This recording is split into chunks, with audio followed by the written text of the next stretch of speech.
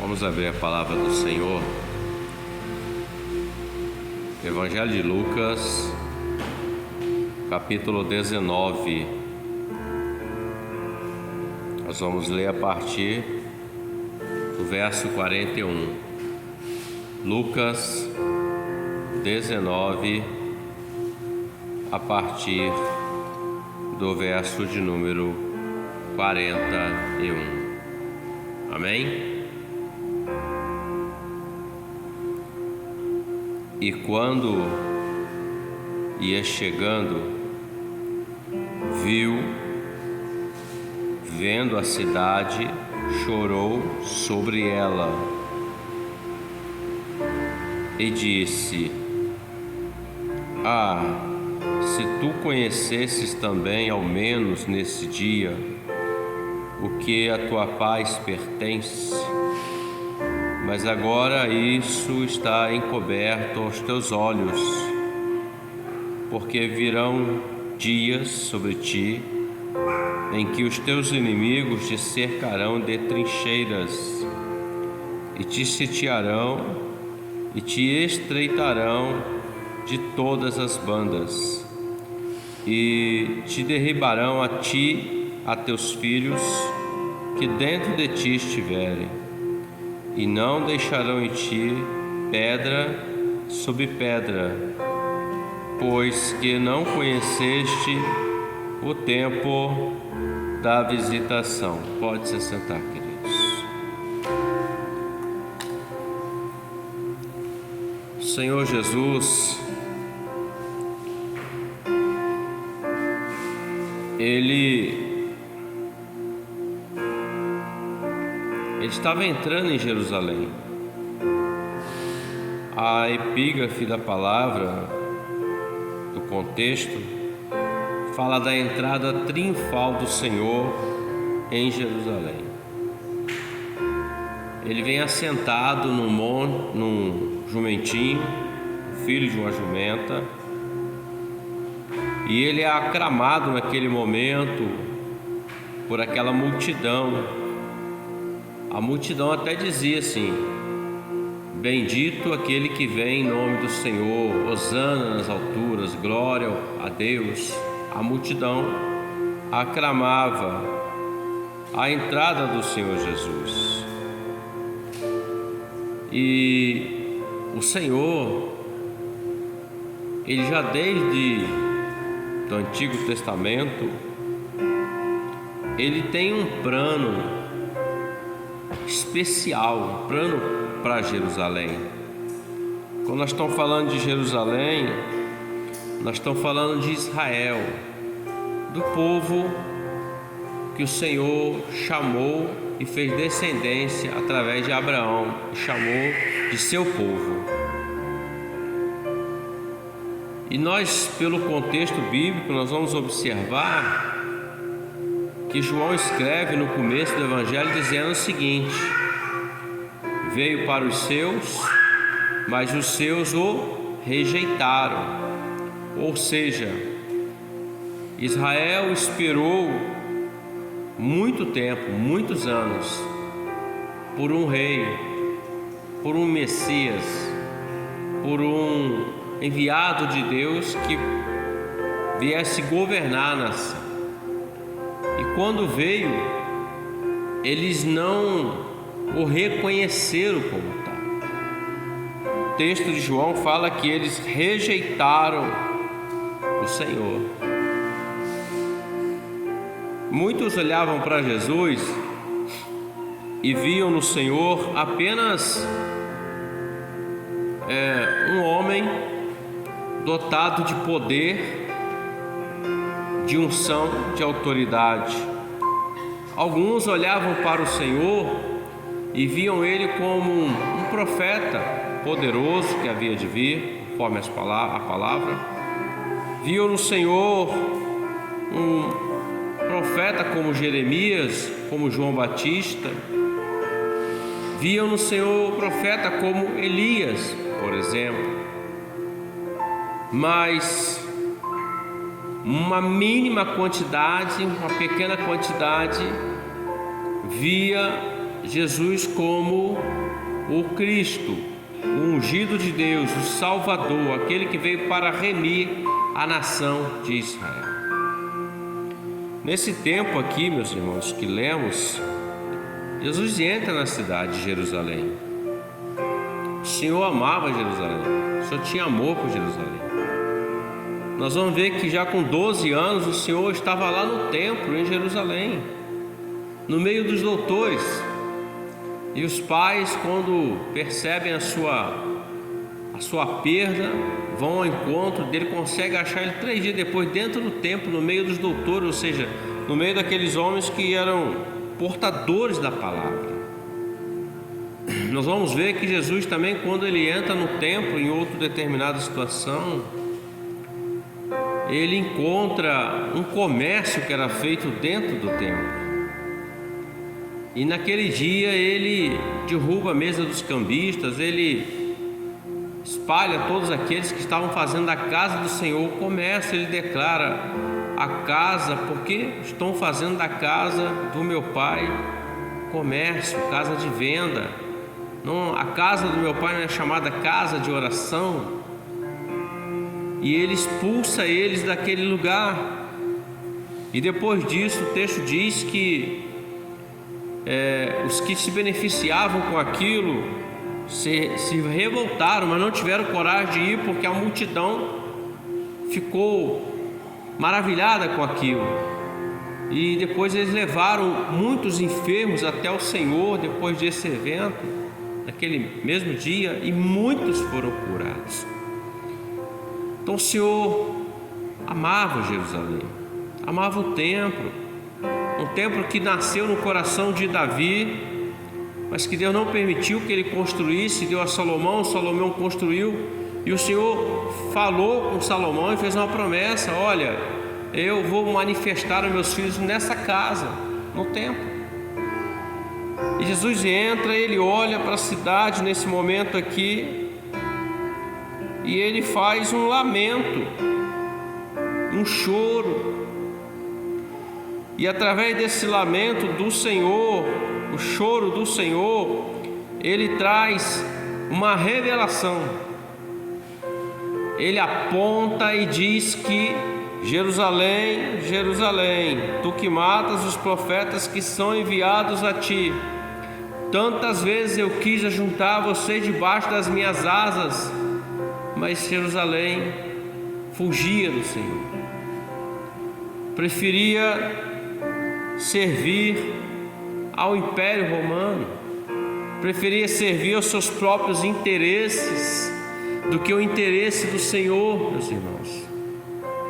O Senhor, ele escolheu aquele povo para ser o povo que iria proclamar o nome dele nos 4 cantos da terra, mas eles recusaram. Os sacerdotes, os homens, os doutores da lei, eles estavam corrompidos. Eles tinham aliança com o Império Romano, eles tinham aliança com os interesses deles pessoais, particulares. Tanto é que nós conhecemos, quando eles começaram a arquitetar um plano para prender Jesus e matá-lo, eles dão 30 moedas de prata a Judas. Corrompidos, porque a posição que eles estavam como sacerdotes, como servos, como homens do sinédrio, homens que julgavam a lei, era um tribunal, o máximo tribunal judaico. Eles estavam corrompidos com aquela posição, se esquecendo que aquela posição, quem colocou eles foi Deus, com a vontade de Deus, a graça de Deus, estavam ali. O Senhor muitas vezes ele disse: olha, os fariseus, o que eles ensinam, os doutores, o que eles ensinam, faça tudo o que eles ensinam, mas não faça o que eles fazem, porque eles falam, ensinam como está a lei, a palavra, mas eles não têm a prática disso, eles são hipócritas. E aqui nós vamos ver o Senhor fazendo um lamento, meus irmãos, um choro. Jeremias, ele quando Babilônia invadiu a nação e o templo foi destruído, meus irmãos.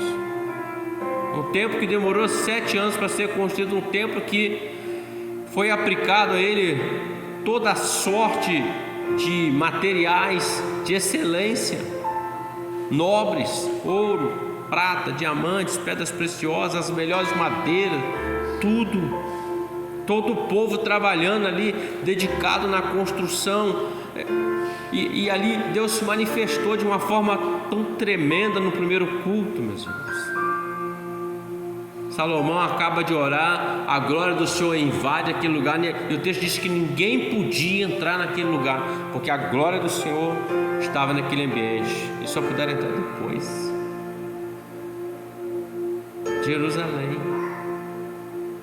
Jerusalém é um marco, meus irmãos. Nós vamos ver em Apocalipse que o Senhor fala da nova Jerusalém, que desce do alto, adornada. Ela é nova, não corrompida como está aqui. Jesus entra sentado num jumentinho, cumprindo a profecia que dizia: o seu rei virá assentado em um filho de uma jumenta. Se esqueceram da palavra, meus irmãos. E nós estamos vivendo dias dessa forma. As pessoas, o mundo, ou até o nosso meio mesmo, estão esquecendo da profecia, da palavra. O que é a profecia? Aquela palavra que sai da boca de Deus, que ela acontece de imediato ou num tempo ou um determinado tempo. É a profecia, é a palavra do Senhor. E nós estamos vivendo esses dias que infelizmente as pessoas querem que Cristo entre na vida delas, querem aclamar o Senhor, hosana, hosana, hosana, mas somente porque quer um benefício do Senhor, quer a porta de emprego, quer a restauração familiar, quer a cura, quer ouro, quer prata, quer estar em evidência, mas esquecem da profecia, não estão olhando para Jesus como sendo o Cristo, o Salvador da alma, aquele que veio para remir o homem, para fazer com que o homem tenha aliança com Deus novamente, possa, quando partir desta vida, morar eternamente com Ele. O mundo está assim. O desrespeito, a profanação é muito grande, meus irmãos. Quando nós olhamos para as mídias televisivas, nós olhamos notícias e nós ficamos até pasmos às vezes, porque são coisas horrendas que nós olhamos assim: como pode isso?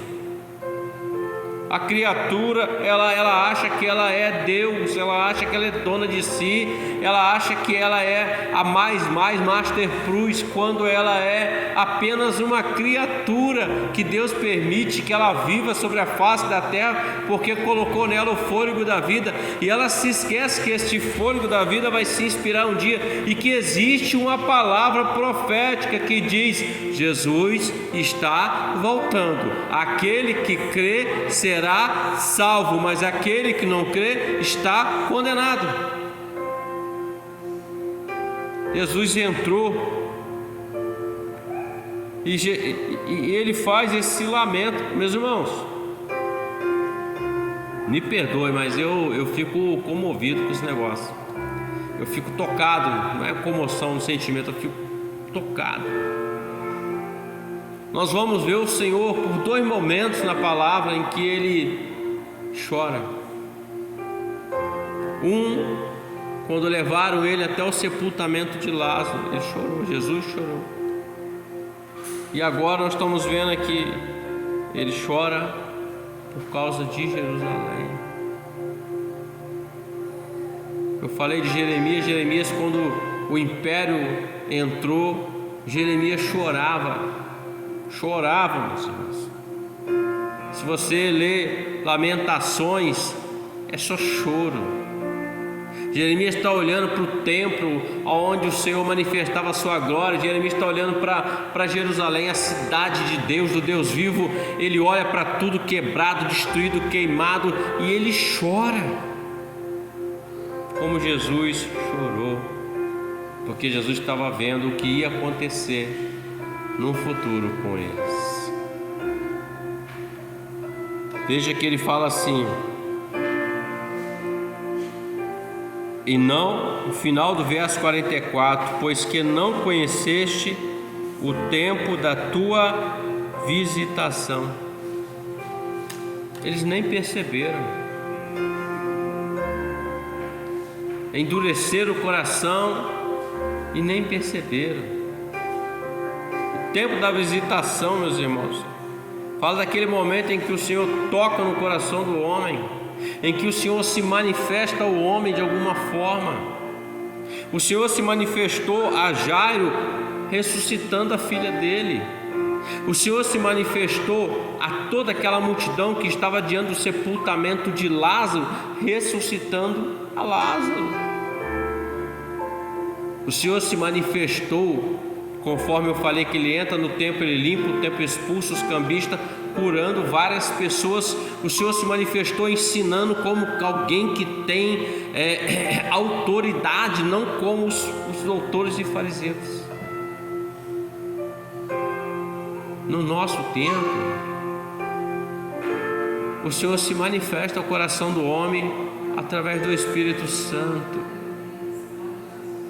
Sabe aquilo que o Espírito Santo, ele te visitou naquele dia em que você recebeu a graça de Deus, ele tocou em você, ele te convenceu do pecado, do juízo e da justiça, e você levantou a mão e reconheceu Jesus como Senhor e Salvador. Então esse é o tempo da visitação, e estamos aqui perseverando com o Senhor, na fé do nosso Senhor e Salvador Jesus Cristo, crendo nele, meus irmãos. Mas eles não conheceram, ou não se quiseram dar a conhecer o tempo da sua visitação. Veja que o Senhor ainda fala assim, se tu conhecesse, ou seja, se você conhecesse. Por que ele diz isso? Porque eles estavam cegos. Quantas pessoas já não foram tocadas pelo Senhor? O Senhor visitou elas, o Senhor visitou um familiar dela, o Senhor operou de alguma forma na vida dela, ou através dela, ou por alguém dela, e a pessoa simplesmente ela abandona, meus irmãos. Abandonar aquele que sem culpa, sem pecado, ele veio e estabeleceu um novo e vivo caminho que o homem tem para ter acesso à eternidade com Deus. Aquela mesma eternidade passada lá no jardim, que foi perdida por quanto Adão e Eva transgrediram, com Cristo esse caminho está aberto pelo sangue dele. Mas as pessoas recebem a visitação, mas o interesse delas é outro. Apóstolo Paulo, ele declara na sua epístola dizendo o seguinte: se nós esperamos em Cristo somente para essa vida, nós somos os mais miseráveis dos seres humanos, meus irmãos.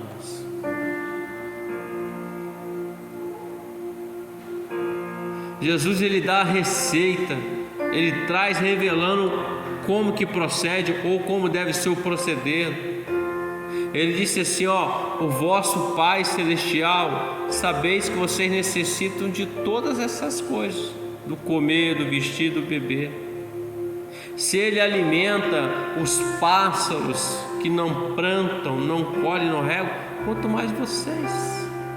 Aí ele traz a revelação e diz assim, mas uma coisa é necessária, buscai em primeiro lugar o reino de Deus e a sua justiça. Essas outras coisas necessárias à vida, ela vos será acrescentada.